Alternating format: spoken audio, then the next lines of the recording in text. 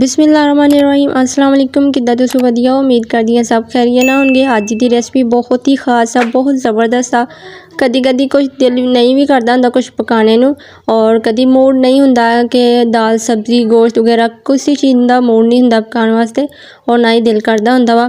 ते अज दी रेसिपी बहुत ही ज़बरदस्त अज बना रहे हैं मिर्च दे पकौड़े, बहुत ही मज़ेदार।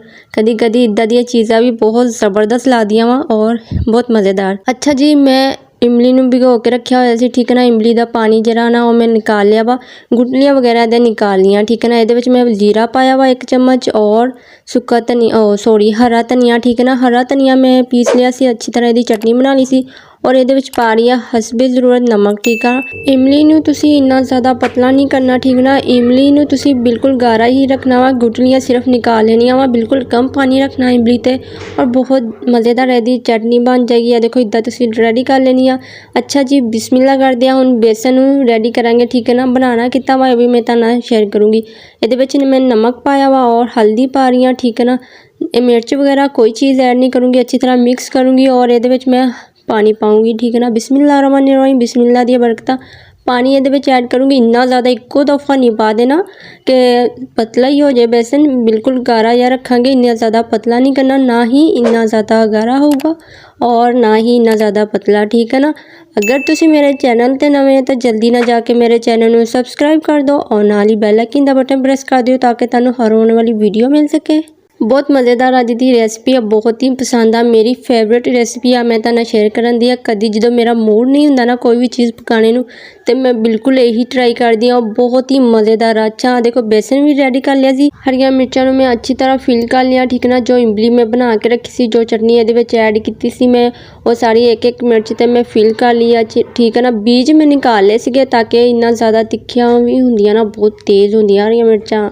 अच्छा मैं ना इहदे विच इस तो बीज निकाले सी, हुण इहदे विच एक एक डिप कर लूँगी, और मज़ेदार रेसिपी मेरी रेडी होने लगी है माशाल्लाह। बिस्मिल्लाहिर्रहमानिर्रहीम, बिस्मिल्लाह दी बरकतां। एक एक करदे तुसीं सारी ऐड कर देनी है, और बिल्कुल अग स्लो रखनी, इन्नी ज़्यादा अग ते नहीं पकानी है, ठीक है ना। बहुत ही मज़ेदार लगेगी और बहुत ज़बरदस्त बनदी आ। उम्मीद है अज दी रेसिपी तुहानूं ज़रूर पसंद आएगी। मैनूं कमेंट करके लाजमी दसना तुहानूं मेरी रेसिपी किद्दां दी लगी, और मेरे चैनल नूं सबसक्राइब करना ना भुल्लिओ। अच्छी तरह सेक लगने तो बाद मैं दूसरी साइड यदि चेंज कर दूंगी, ठीक है ना। देखो माशाल्लाह बहुत ही ज़बरदस्त है, और अच्छा यह कलर लेके आना वा, इन्ना ज़्यादा जलाना बिल्कुल भी नहीं है, बिल्कुल स्लो अग रखेंगे ताकि अच्छी तरह मज़ेदार रेसिपी रेडी हो। जी इमली ये पाई ना, उन्हें बहुत ही ज़्यादा कमाल कर देना, बहुत मज़ेदार यदा टेस्ट आएगा इमली का। इमली तुसीं लाजमी पानी है, ठीक है ना, क्योंकि ज़्यादा जरा टेस्ट ना वो इमली का मज़ा होना वा, इमली का टेस्ट होएगा। बहुत मज़ेदार रेसिपी है माशाल्लाह, और बहुत ही ज़बरदस्त आ। घर ते हर चीज़ मौजूद होंदी आ, और आसानी नाल तुसीं बना सकदे आ। कदी दाल सब्जियां तो दिल अक भी जांदा, और नहीं भी मूड हुंदा पकाने दा भी खाने दा भी, ठीक है ना। और इहदे नालों बेहतर आ कि मज़ेदार तुसीं चकसेदार रेसिपी बना लो, इन्ना ज़बरदस्त इहदा टेस्ट आंदा, और इन्नी ज़्यादा भुख लगी होई है ना मैनूं, मैं यकीन करो बहुत ही मज़ेदार। और मैं इन्ना तंदूर दी रोटी मंगवा के खा लैनी आ, बहुत ही मज़ेदार लगेगी। तंदूर दी रोटी इन्ना बहुत ज़्यादा ज़बरदस्त लगदी आ, मेरी फेवरेट डिश अज मैं बना रही हूँ। अच्छा जी, मैं और जड़ियाँ बाकी बच्चियाँ भी मैं फ्राई कर लूँगी अच्छी तरह, ठीक है ना। बिल्कुल इस तरह ही फ्राई कर लेनी है, बहुत मज़ेदार इहदा टेस्ट आएगा।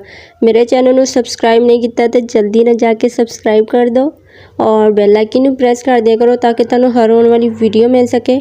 अच्छा जी, मिर्चां दे पकौड़े तो रेडी हो चुके हैं माशाल्लाह, बहुत ही ज़बरदस्त आ। देखो कलर देखो बहुत ज़बरदस्त आया वा, बहुत मज़ेदार लगन दी है ना। मुँह तो पानी आ गया ना। मिर्चां दे पकौड़े किन्नी किन्नी पसंद आ मैनूं कमेंट करके लाजमी दसना वा।